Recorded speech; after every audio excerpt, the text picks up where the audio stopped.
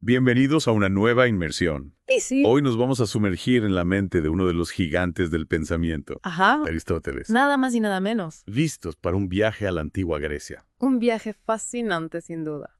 Imaginen un joven Aristóteles con esa curiosidad insaciable empapándose de conocimiento en la Academia de Platón. Ahí es donde empieza todo. Ahí comienza nuestra aventura. Para esta inmersión vamos a desgranar un libro sobre su vida y obra extrayendo las ideas clave. Y descubriremos cómo su experiencia como extranjero perpetuo en Atenas marcó profundamente su forma de pensar. Me intriga eso de extranjero perpetuo. ¿Qué implicaciones tuvo para él? Bueno, Aristóteles nació en Estagira, una ciudad en los límites del mundo griego. Al no ser ateniense de nacimiento, no podía poseer propiedades en Atenas, lo que lo obligó a enseñar en lugares públicos como el Liceo, Ya. un gimnasio que se convirtió en un hervidero de debate filosófico. Un gimnasio transformado en epicentro del pensamiento. Me encanta la Es imagen. interesante, ¿verdad? Es interesante cómo esa posición, siempre al margen, le permitió desarrollar una perspectiva única. Totalmente. Y esa perspectiva única se nutrió durante 20 años de las enseñanzas de Platón en la academia. Pero el libro destaca que Aristóteles no fue un mero discípulo. Cuestionó a Platón, Claro. lo criticó y finalmente Por supuesto. forjó su propio camino filosófico. Exacto. A diferencia de Platón, que buscaba verdades universales e inmutables, Aristóteles basó su método en la observación minuciosa. Analizaba las ideas existentes antes de formular las suyas propias. ¿Y qué sabemos de su obra perdida, el Protrepticus? El libro la menciona como una apasionada defensa de la vida filosófica. Aunque solo se conservan fragmentos, se dice que su defensa del pensamiento crítico influyó incluso en San Agustín. Imaginen el poder de un texto capaz de atraer a las mentes más brillantes al camino de la filosofía. Impresionante. Y hablando de caminos, el libro explora el concepto de eudaimonia de Aristóteles, la felicidad alcanzada a través de una vida virtuosa y contemplativa. Para Aristóteles, la felicidad no era un estado individualista. Veía a los humanos como seres sociales destinados a florecer dentro de la polis, la ciudad-estado. De ahí su famosa frase, el hombre es un animal político. Y esa visión social impregna su ética nicomaquia, donde analiza virtudes como la valentía, la moderación y la justicia. Virtudes que para Aristóteles se alcanzan a través del justo medio, el equilibrio entre dos extremos. Por ejemplo, la valentía se encuentra entre la temeridad y la cobardía. ¿Cómo se aplicaría este concepto en la vida diaria? El justo medio no es una fórmula matemática, sino una invitación a la reflexión. Aristóteles nos insta a encontrar el equilibrio en cada situación. Por ejemplo, pensemos en la generosidad.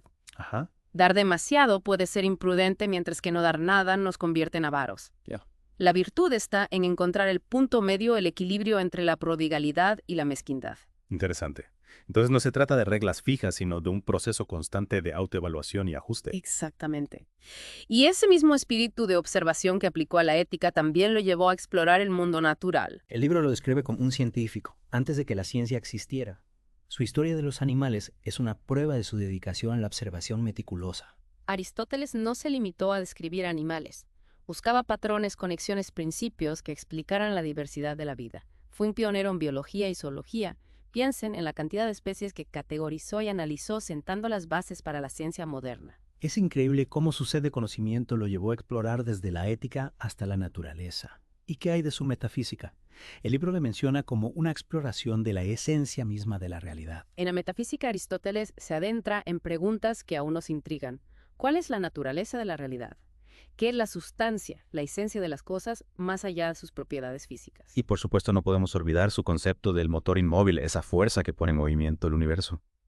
Un tema que ha generado debates teológicos durante siglos. Esa idea del motor inmóvil nos muestra hasta qué punto Aristóteles se atrevió a abordar preguntas que iban más allá del mundo material, buscando respuestas en un plano metafísico. Un auténtico visionario, pero no solo se adentró en la metafísica, también revolucionó el campo de la lógica. Aristóteles es considerado el padre de la lógica. En su obra, Organon estableció los principios del razonamiento válido, incluyendo el famoso silogismo. El silogismo con su estructura simple pero poderosa. Todos los hombres son mortales. Sócrates es un hombre, por lo tanto Sócrates es mortal. Exacto. Un ejemplo que nos muestra cómo Aristóteles nos proporcionó las herramientas para pensar de forma más precisa, construyendo argumentos sólidos y evitando falacias. Una herramienta fundamental para la filosofía, la ciencia y en definitiva para cualquier ámbito del conocimiento. Y no olvidemos su análisis de la tragedia en la poética. El libro describe cómo Aristóteles disecciona los elementos de la tragedia griega desde la trama y los personajes hasta el lenguaje y la música. Es como si nos invitara a entrar en el taller de un dramaturgo. Lo fascinante es que Aristóteles no se limita a la descripción. Busca comprender el impacto emocional que la tragedia produce en la audiencia. Ahí es donde entra el concepto de catarsis, la purificación o liberación emocional que experimentamos al presenciar una tragedia. Exacto. Aristóteles creía que la tragedia, al despertar en nosotros compasión y temor, nos permite liberar esas emociones, purgarlas. Y su análisis del héroe, trágico, esa figura noble que a pesar de su grandeza posee una debilidad que lo conduce a la ruina. Esa mezcla de grandeza y fragilidad es lo que hace al héroe trágico tan humano, tan cercano a nosotros. Aristóteles nos muestra que incluso los más grandes pueden sucumbir a sus propias debilidades. Es una lección que nos invita a la humildad, a reconocer nuestras propias limitaciones y al mismo tiempo a conectar con la lucha interna del héroe. Sin duda, el análisis de la tragedia de Aristóteles es una profunda reflexión sobre la condición humana. Y su legado no se limita al teatro.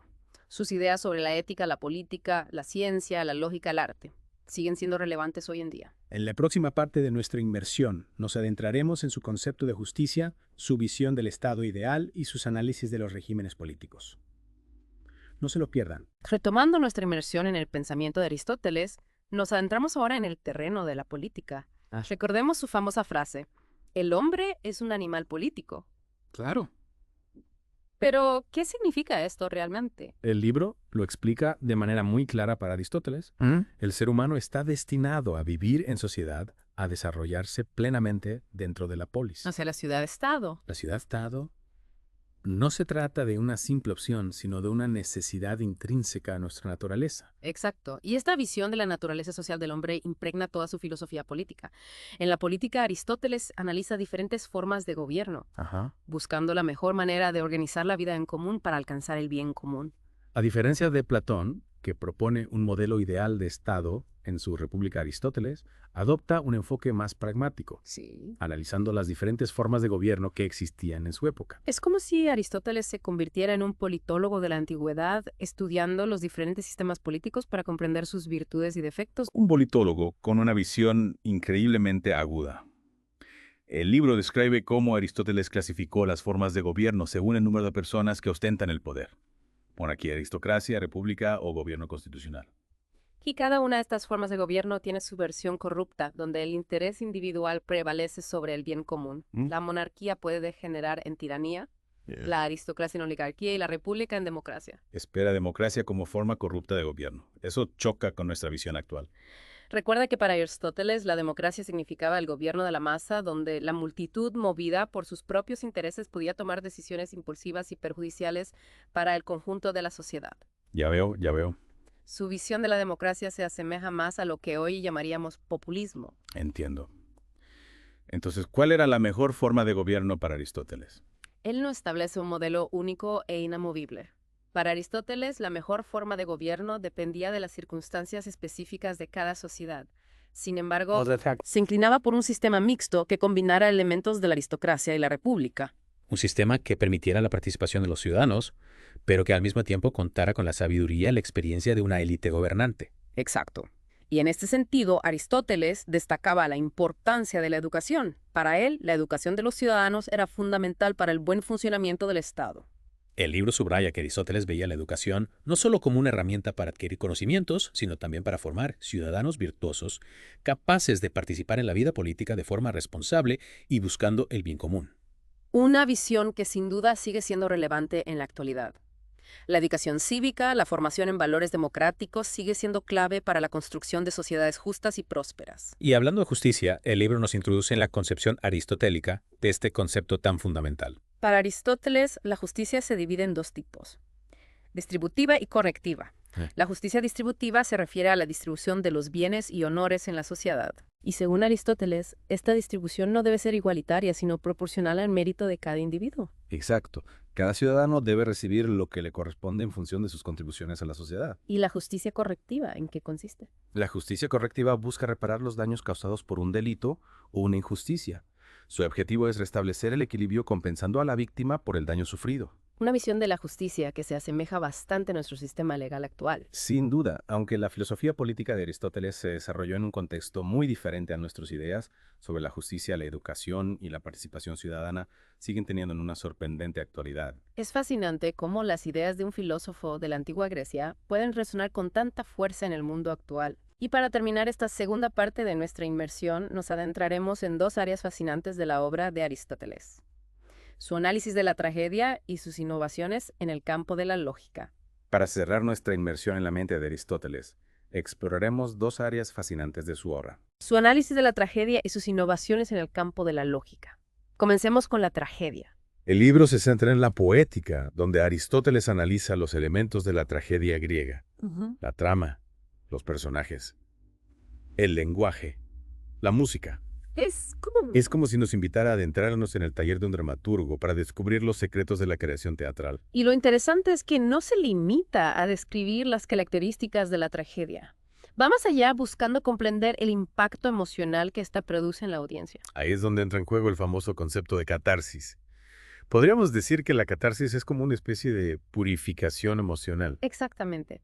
Para Aristóteles, la tragedia a través de la compasión y el temor que despierta en nosotros nos permite purgar esas emociones liberándonos de su carga. Es como si asistiéramos a una terapia emocional en el teatro. Y no podemos olvidar su análisis del héroe trágico. Esa figura que, a pesar de su grandeza, posee una debilidad que lo conduce a la ruina. ¿Por qué nos fascinan tanto estas historias de caída y redención? Esa mezcla de grandeza y fragilidad es lo que hace al héroe trágico tan humano, tan cercano a nosotros. Aristóteles nos muestra que incluso los más grandes pueden sucumbir a sus propias debilidades. Personajes como Edipo o Antígona nos recuerdan que todos somos vulnerables, que el destino puede jugarnos una mala pasada. Es una lección que nos invita a la humildad, a reconocer nuestras propias limitaciones y al mismo tiempo a conectar con la lucha interna del héroe. Sin duda. El análisis de la tragedia de Aristóteles no se limita a la teoría literaria. Es una profunda reflexión sobre la naturaleza humana, sobre la lucha entre el bien y el mal, sobre el destino y la libertad, temas que siguen vigentes hoy en día. Y ahora pasemos al ámbito de la lógica. Aristóteles es considerado el padre de esta disciplina, ya que fue el primero en sistematizar las reglas del razonamiento válido. ¿Qué lo llevó a desarrollar este sistema? Aristóteles buscaba dotar al pensamiento de rigor y precisión. En su obra, Organon establece los principios básicos de la lógica, incluyendo el famoso silogismo, una herramienta que nos permite construir argumentos sólidos, evitando falacias y razonamientos engañosos. Recordemos el ejemplo clásico de silogismo. Todos los hombres son mortales. Sócrates es un hombre. Por lo tanto, Sócrates es mortal. Exacto. Un ejemplo simple, pero que ilustra a la perfección la claridad y la precisión del razonamiento lógico. Aristóteles nos proporcionó las herramientas para pensar de forma más crítica, para analizar información, para debatir ideas de manera constructiva. Y esa es la gran contribución de Aristóteles a la filosofía. Nos enseñó a pensar con mayor claridad, a cuestionar nuestras propias ideas, a buscar la verdad a través del razonamiento lógico y la observación cuidadosa. Su legado perdura hasta nuestros días. Sus ideas sobre la ética, la política, la ciencia y el arte siguen siendo objeto de estudio y debate. Aristóteles nos dejó un tesoro de conocimiento que continúa iluminando nuestro camino. Y con esto concluimos nuestra inversión en la mente de este extraordinario pensador. Esperamos que les haya inspirado a seguir explorando sus ideas, a cuestionarse el mundo que les rodea y a buscar la verdad con la misma pasión que lo hizo Aristóteles. Hasta la próxima, Cabas.